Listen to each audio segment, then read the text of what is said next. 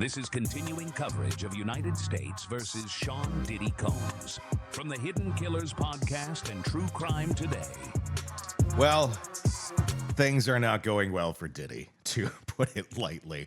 There's been a lot of testimony, a lot of people with a lot of stories, and it's all coming to light. Joining me to discuss the latest in the case, Robin Dreeke, retired FBI Special Agent, Chief of the Counterintelligence Behavioral Analysis Program. Goodness, we've learned more about what's happened with Cassie. We've learned more about what her mother has said about it. We've learned about Diddy allegedly blowing up someone's car. I mean, this is the stuff. I mean, it feels like it's from a bad rap music video where like there's flames and they're walking away from the car and then they start dancing. But this is real life. I mean, this is real extreme life where art seems to kind of take over their life, but it wasn't art. It was abuse. What's been your reactions this last week? Yeah, definitely all that. And, it's interesting too, that incredible testimony.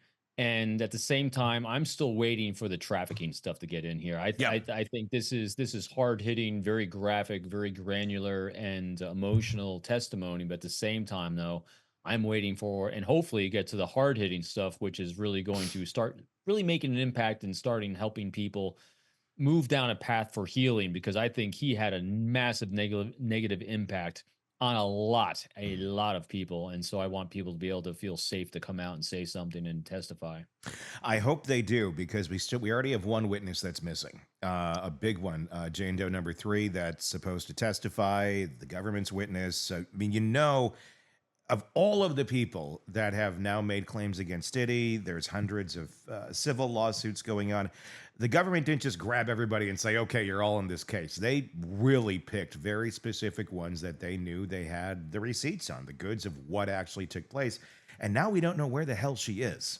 And her attorney's not getting back to anybody. I don't want to speculate too much, but I mean, in a case like this, I'm going to guess somebody got to her, or her fear took over and she just said, this is not worth it to me to be out there. I don't know. What are your thoughts?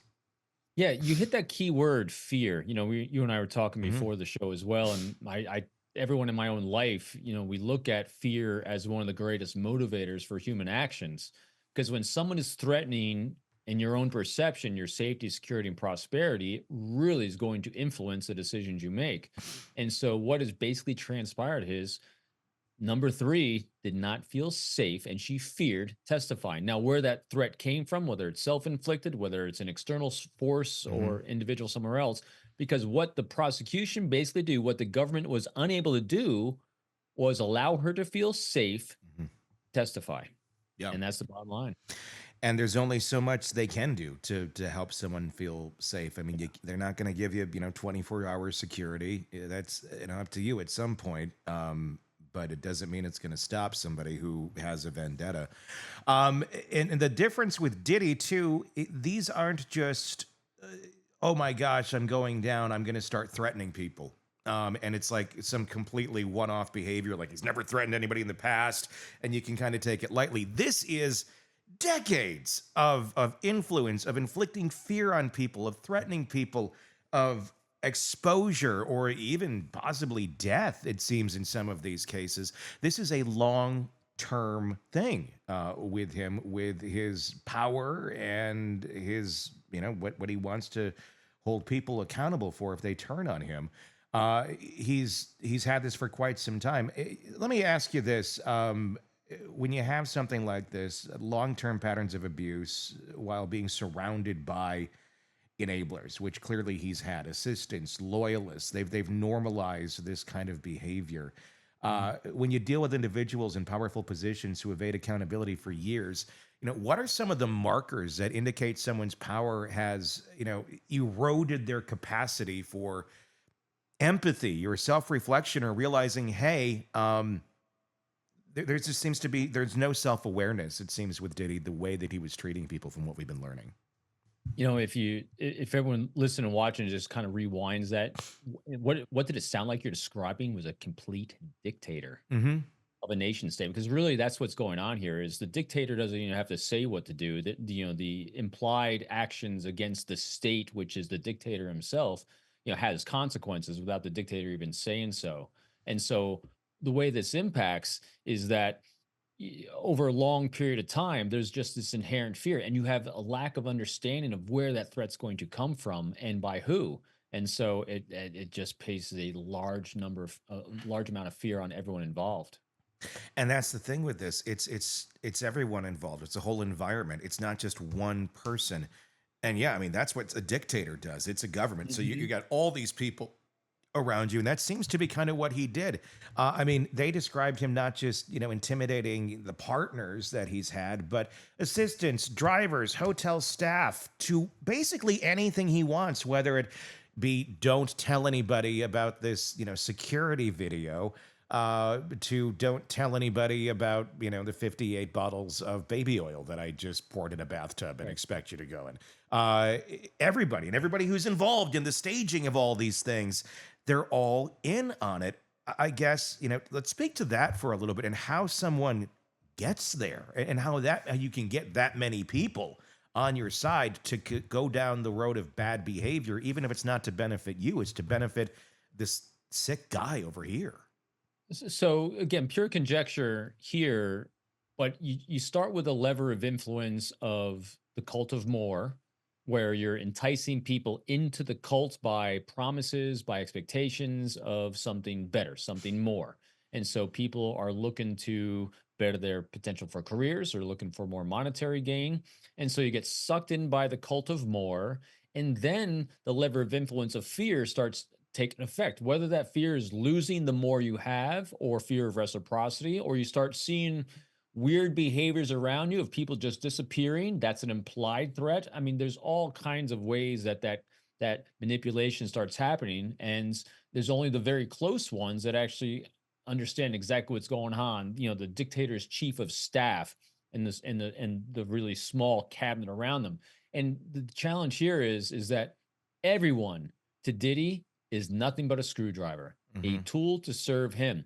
Some screwdrivers are a little rusty and they're at the bottom of the totem pole. Some are like golden plated, but you know what? That golden plated can be melted right off and throw away as well. And so I think everyone is disposable once you've reached that certain level, because when you're caught up in that cult of more and that disease of comparison, the levers are very powerful. And since this is a dictatorship without a rule of law, you have there's such unexpected reciprocity, and you don't know what the rules are oftentimes, except stay silent, stay safe. And the only way to do that is to keep to yourself. Don't share anything, disappear, don't ruffle feathers. So that's what fear does when you don't have an actual law system in place of reciprocity. And that's why everyone also did abhorrent things that were against the law, that were illegal, that were heinous towards other human beings, because they were living in their own mini nation state. I mean, it's just do that thought experiment of what the size of this was, how long it took place. He had his own little mini nation going on here, / cult, but same sort of result. And that's the really creepy thing about this, is that it was that mini nation. I mean, it's kind of amazing how quickly people can be influenced to follow something that they otherwise know is inherently bad. Where 3 weeks before meeting Diddy, if someone said, okay, you're going to go and you're going to be cleaning up these hotel rooms after he's done these horrible things, you go in and you just see utter destruction, and you see people that have been beaten. You see people that are literally on IVs to survive and keep going. And this is your new job. This is your job to help pick up after this. How do you normalize something like that? How do you think he normalized something like that? Because I would think on day one, if that's your job, you'd be like, I'm out. But it's got to be a slow build. It must not be day one you're in there cleaning up the freak-offs. Maybe you're, I don't know, cleaning the kitchen or something. And then it just slowly goes to that. I don't know. I mean, it goes to such extremes. It seems very quick for a lot of these folks, but they seem to be able to mold themselves around this job. Is that because it's the excitement of, well, it's Diddy, in the aura of I get to be close to Diddy. It doesn't matter what he does. I mean, does celebrity play a role in that, and the image that he had and what he commanded? was that star power just something where people are ready to say, well, screw the rules of human behavior. I'm going to go along with this. Yeah, I definitely think that is a part of it. I think every individual responds to it differently as well. But in general, I mean, just think about this. A lot of times, so the people that were first indoctrinated that come in at the lower levels of his nation state, of his dictatorship, you're slowly indoctrinated, possibly or potentially. And then a lot of them are aspiring stars, aspiring risers, or people that want to be part of that circle of celebrity. And so when you have someone at the top or the people around the person at the top where he has that massive reputation, I mean, he is known as Diddy. Mm-hmm. And if Diddy or his circle says this is the way it's done, you now have massive groupthink and social proof saying, huh, everything I read and everything I saw about and every dream I had of this utopia of how the music industry worked was completely wrong. And so you don't want to go against our own mindset of what is and what we wanted to be and aspire to in life. And so I was wrong.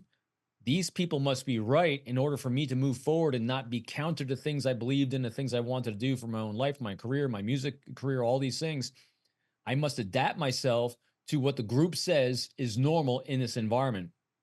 And so it's a choice, but Yeah. it's you can see social proof is extremely powerful with people, especially when you've already decided in your mind that you want to be part of this kind of organization, part of group, and part of industry. And when that industry then tells you en masse, because Diddy was the industry Mm-hmm. for a lot of people, the industry says this is the behavior you have to have, this is what you have to do to be part of this group, you're going to comply. Yeah, because it wasn't just him that was saying it. I mean, he had his little army. His Yep. enablers enabled new enablers. He didn't even have to do it half the time. It was just, Dictators very yeah, rarely get in the weeds. yeah. It's if you go into a new environment and you have no idea what being a celebrity is like. You have no idea what that world is like because it's not common. It's not normal unless you're in it, and suddenly you're in it. Oh, this is what it's like, and it's not what I expected it to be. Oh my goodness. Well, they do this, and all these people around are saying that this is okay and this is how we do it. I guess you very quickly fall in line if your ultimate goal is what you want for yourself. If that's to be the next Diddy or just to be a music star, or whatever they were trying to glean off of Diddy, what sort of advantage they were trying to get with being close to him, that outweighed their moral compass, I guess, to a certain extent. Is it that? Is it brainwashing? Because a lot of these people who've come out of this, I mean, when they're not in the Diddy land, they seem like very moral, rational human beings. But it's scary how quickly morals go out the window when you're in the presence of someone or something that you think you're going to use to your advantage. It seems then like maybe for some others don't really matter. Emotions don't matter because it's going to benefit you, and this is the path to get there. Well, you also start second guessing what you think is right or wrong. You second guess your own morals and ethics because when you are seeing something for the first time and your initial response is abhorrence and withdrawing and saying, oh my gosh, that's wrong. But even the people that it's being done to, the immoral, indecent acts, they are also living in fear. So they're saying, oh, no, it's fine. And so they're rationalizing that behavior onto themselves. And so now with you as an outsider coming in, you're seeing bad things being done to others, but the victims of those bad things, they're telling you it's okay because this is normal. This is the way things are done. And so Yeah. it's rewriting your own morals and ethics on top of what you've learned already, and then you're rationalizing it to yourself because you want to be part of this group. You want to be part of this organization. You think it's a healthy organization because of what everyone's saying is it's fine. I mean, this is why as a species we thrive because we have the ability to tell stories, we have the ability to gossip, and we have the ability to collectively move together in groups and organizations because we have this kind of communication and groupthink. But when someone does it for ill means, whether it's an individual in the music industry or a nation state, it still has the same outcome. You can destroy lives. Yeah. Uh, Kid Cudi, he testified this week. He's a rapper that was dating Cassie for short off period between Diddy and Cassie. Well, Diddy, of course, did not like that. He made comments to Cassie that he was going to blow up his car. And then a few weeks later, his car was firebombed. Yeah, I think it's easy to see what took place here and who likely instigated it. How likely do you think this happened in a bubble, where this is the first time Diddy went out and firebombed someone's car or took things to this extreme? Or is this just one of the few that made it to light because people who've had this happen to them, they don't want to see what's going to happen next? And they haven't spoken again. I can't imagine this is the only time he's gone to an extreme like this. Just conjecture. Yeah, very rare to go 0 to 100, as we say. There's an arc of behavior. I guarantee you there's other violence or threats of violence leading up to a firebombing of a car before that. So I seriously doubt that's the first and only data point that we're going to see or that's been done before. So, but yeah, all it takes is that one act that's got seen by others, and it becomes the unwritten rule about how not to have that done to you. There really was. I mean, it seems to be a world of two Diddies. There's this very dark, evil type character that has zero accountability and zero empathy for anyone other than himself. And then you have the Diddy family man, the philanthropist that we saw out in public that was helping this and helping that, and his kids, they seem to love him still to this day. They're showing up in court despite the horrific things that are being said about dad. That's, I think, one of the things that is really hard for people to wrap their mind around, how he could flip to be this guy at night or wherever it was, and he could be this guy during the day. And one's the devil and one's a saint. How is that mind? How is his mind operating that allows him to just compartmentalize things to such an extreme and almost like literally be two different human beings? Good question. I think everyone's different on this one too. Well, we see a lot, and you and I see it on social media and people on social media. And there's people that are very congruent with their behavior, both on and off screen. I mean, you and I are pretty much the same people everywhere we go, and that makes it very congruent for people to understand. But at the same time, though, there's a lot of people that are entertainers. And so an entertainer could very easily explain away their behaviors like, oh, when I'm at work, I'm entertaining. When I'm being Diddy, I'm entertaining. When I'm being dad, I'm being this. And so reconciling those two, that's the challenge for people to make, is when people don't see what's going behind the scenes of the public persona, that's the challenge. But there's leakage. There's always leakage with human behavior. And the leakage comes from incongruencies. There's leakage coming from, tempo changes, communication style changes. And so, in other words, if you ever watch someone or observe someone for a period of time, and over that period of time, you kind of take a step back and it's like, that was odd. Huh.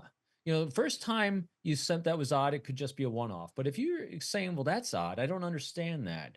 I don't understand why they said that. I understand what that behavior is. Why did the people around him over here act a little bit differently than in this instant over here? I don't understand how these two are the same. See what I mean? When you start getting inconsistencies, we're picking up on the leakage of there might be something more going on. Not saying there is something devious going on, but there's something going on. In other words, there might be more to that 5-second highlight reel that they're putting out in front of you to 24 hours of suck that's going on behind it.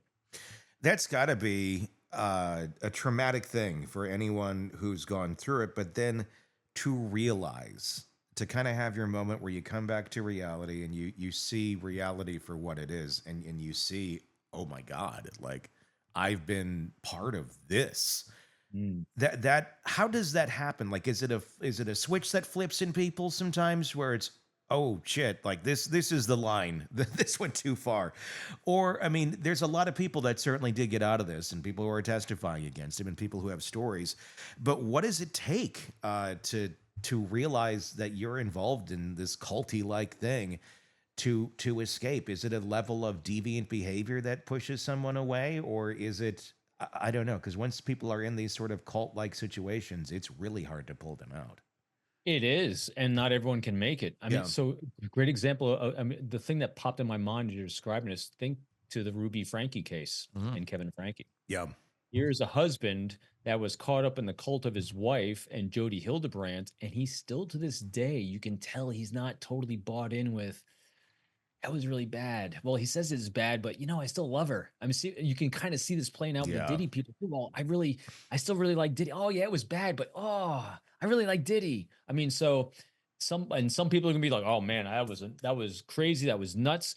I think what really happens and what's really critical in these situations is who's in your life. Mm-hmm. Having, as you and I've said numerous times on this case, our own lives and everything else, is that having loving critics in our lives that can be objective for us in the face of our own emotional hijacking is really key and critical. It's very hard to do it for ourselves. That's why we have someone staying with us that is saying, hey, that's really weird shit going on. Knock it off. Yeah. As well as, even though I can't do it for myself in this moment because I'm emotionally attached to the outcome, emotionally attached to the person, I can do it for the person that is my loving critic. I can be their loving critic because I'm objective for them. Mm-hmm. And so here's a key. Anytime a loving critic in your life, and it's got to be loving, someone you trust, someone who's not giving you information and dialogue and feedback for their own good, but only for your good. When they say something's off, you have to listen. Even though 99% of you wants to get drawn in and you want to do it, if your loving critic says, you need to pull back, you got to pull back. Mm-hmm. Because you'd rather be wrong 5% of the time, 10% of the time, than 100% of the time or 90% of the time. In other words, let that loving critic be there for you to see objectively what's going on. And if you don't have one, be very wary of the decisions you're making when you start dealing with really weird, odd behavior in people that kind of set your hairs on the edge of your arm up and actually says, at any time you're saying, that's odd, that's off, or even someone else is saying the same thing, just pay attention. Craving non-stop true crime updates? Press subscribe now and get the latest cases, analysis, and expert commentary delivered straight to your feed. Only from the Hidden Killers podcast and True Crime Today.